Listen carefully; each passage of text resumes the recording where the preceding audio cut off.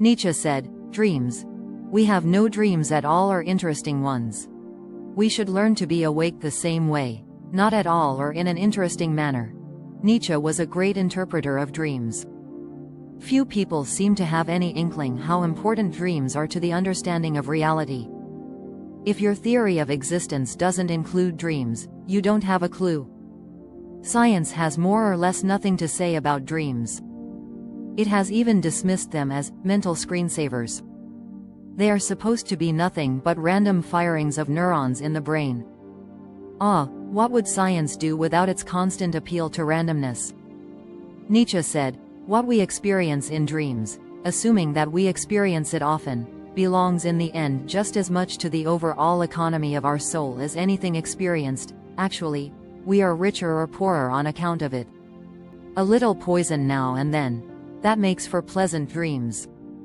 And a lot of poison at the end, for a pleasant death." And so while dreams are the individual man's play with reality, the sculpture's art is, in a broader sense, the play with dreams. Is it not better to fall into the hands of a murderer, than into the dreams of a lustful woman? Every man in creating the beautiful appearance of the dream worlds is a perfect artist. Thus the man who is responsive to artistic stimuli reacts to the reality of dreams as does the philosopher to the reality of existence. He observes closely, and he enjoys his observation, for it is out of these images that he interprets life, out of these processes that he trains himself for life. On the rare occasions when our dreams succeed and achieve perfection, most dreams are bungled. They are symbolic chains of scene and images in place of a narrative poetic language. They circumscribe our experiences or expectations or situations with such poetic boldness and decisiveness that in the morning we are always amazed when we remember our dreams. When we dream about those who are long since forgotten or dead, it is a sign that we have undergone a radical transformation and that the ground on which we live has been completely dug up. Then the dead rise up, and our antiquity becomes modernity.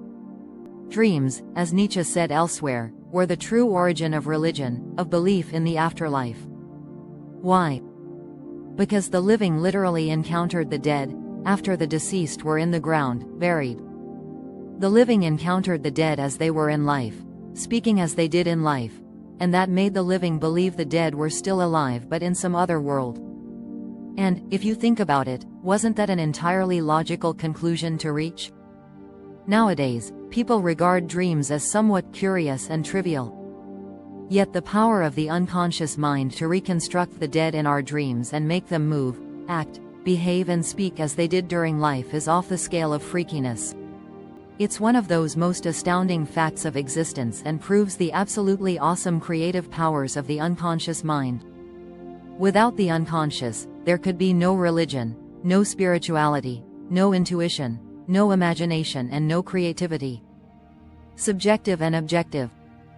The world must be apprehended both subjectively and objectively. Science believes only in objects, hence can provide no subjective viewpoint. Subjectivity does not appear at all in science. Ontological mathematics is predicated on monadic objects which are also living mental subjects with their own perspective, hence it automatically furnishes both viewpoints, which are essential to a complete understanding of reality. The fundamental subject-object distinction is vital to any coherent account of reality. This distinction must be embedded in any valid theory of reality.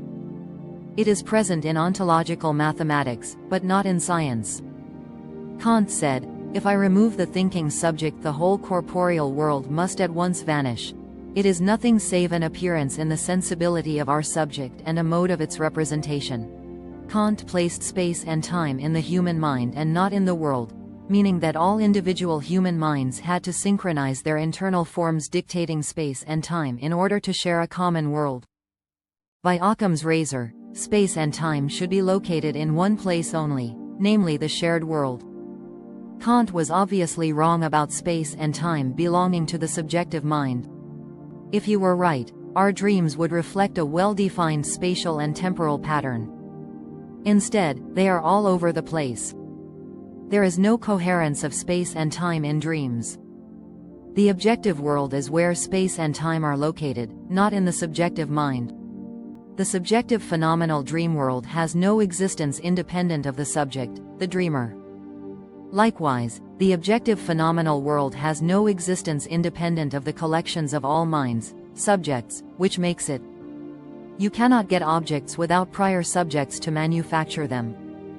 You cannot get an objective Big Bang universe without a subjective mind, a singularity, to make it. The objective universe exists as a solid hologram within the collection of all minds. It's solid because of the inherent energetic mathematical properties of sinusoidal waves, basis thoughts.